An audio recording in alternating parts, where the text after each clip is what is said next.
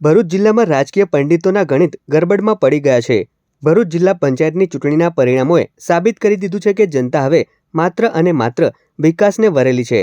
ભરૂચના લઘુમતી બહુલ ધરાવતા વિસ્તારોમાં ભાજપના ઉમેદવારોનો ભવ્ય વિજય થયો છે।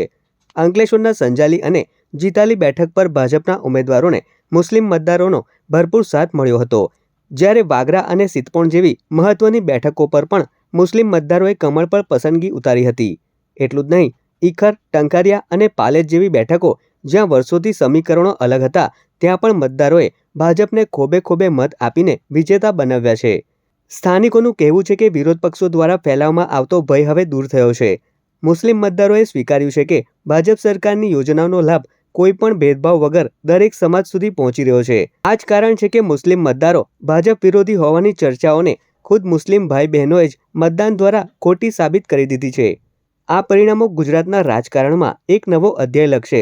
ભરૂચના આ જનમત એ સ્પષ્ટ કરી દીધું છે કે જ્યારે વિકાસની વાત આવે ત્યારે જ્ઞાતિ કે ધર્મ નહીં, પણ સુરક્ષા અને સુવિધા જ મહત્વની હોય છે।